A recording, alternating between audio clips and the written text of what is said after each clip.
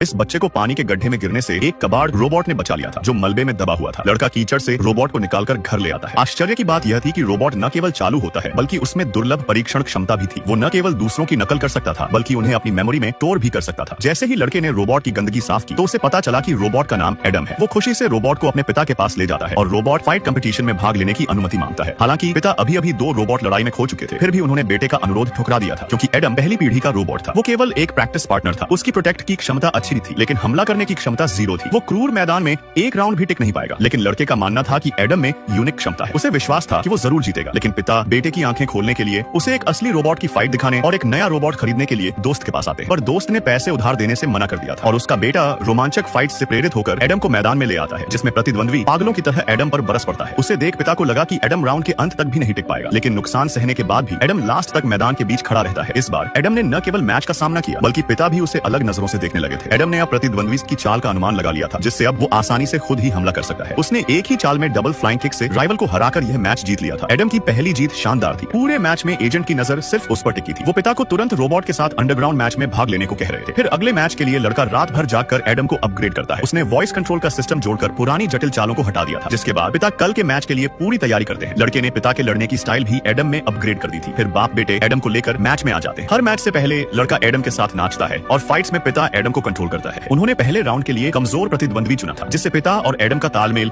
मजबूत होता जा रहा था। जैसे जैसे वो मैच जीतते जाते हैं वैसे वैसे राइवल भी ताकतवर आने लगे थे। लेकिन अंत में सारे एडम के मुक्कों से हार जाते हैं जिससे जल्द ही एडम पॉपुलर होता जा रहा था। फिर एक दिन उन्हें वर्ल्ड मुक्केबाजी चैंपियनशिप से इनवाइट आता है जिसमें अगला मैच जीतने पर वो सबसे शक्तिशाली रोबोट जी-सॉस को चुनौती दे सकता था। यह एडम का पहला लीग मैच था। उसका प्रतिद्वंद्वी 2 सिर वाला एक योद्धा था लेकिन एडम निडर था। पिता के नियंत्रण में उसने बचाव करते हुए पलटवार किया। लेकिन 2 सिर वाला योद्धा सबसे उन्नत रोबोट था जिसे 2 लोग मिलकर कंट्रोल कर रहे थे। एडम केवल बचाव ही कर सकता था। प्रतिद्वंद्वी ने उसे कोने में लाकर खड़ा कर दिया था। जब लड़के ने एडम को पिटता देखा तो वो पिता को रास्ता सोचने के लिए कहता है। पिता राइवल के लड़ने के स्टाइल को ध्यान से समझते हैं और अपनी एक नई चाल से हमला करते हैं। एडम के लगातार हमले से डबल हेडेड रोबोट के पास वापस लड़ने का कोई रास्ता नहीं मिल रहा था और अंत में पिता के नियंत्रण में एडम ने सीधे एक झटके और कई घूंसे के साथ खेल समाप्त कर दिया था। सारे दर्शक चिल्ला उठे थे। किसी ने भी नहीं सोचा था कि एक कबाड़ रोबोट वास्तव में जीत सकता है। लेकिन अगले फाइनल राउंड में एडम का सामना सबसे स्ट्रांग रोबोट ज़्यूस से होगा जिसे आज तक कोई नहीं हरा पाया है। दोनों रोबोट रिंग में उतर जाते हैं और लड़ने को तैयार थे। जैसे ही घंटी बजी पहला राउंड शुरू हो जाता है लेकिन ज़्यूस ने सिर्फ एक पंच में ही एडम को सीधा जमीन पर पटक दिया था। सभी को लगा कि खेल खत्म हो चुका है पर पिता की पुकार से एडम फिर से खड़ा हो जाता है। लेकिन वो शुरुआत कर पाता उससे पहले ही ज़्यूस फिर से उस पर हमला कर देता है और एडम दोबारा जमीन पर गिर जाता है। रेफरी ने दौड़कर उल्टी गिनती शुरू कर दी थी। लड़का जोर से चिल्लाकर एडम को उठा रहा था जिससे वो दोबारा उठ खड़ा होता है। लेकिन एडम केवल लगातार पिटता जा रहा था। उसे हमला करने का मौका भी नहीं मिल पाता। एडम लंबे समय तक टिका रहता है और तभी एडम ज़्यूस पर एक पंच मार देता है। फिर पिता के कंट्रोल में उसने पलटवार शुरू कर दिया था। लेकिन ज़्यूस एक उच्च स्तर का रोबोट था। वो खुद को युद्ध के लिए अपग्रेड कर सकता था।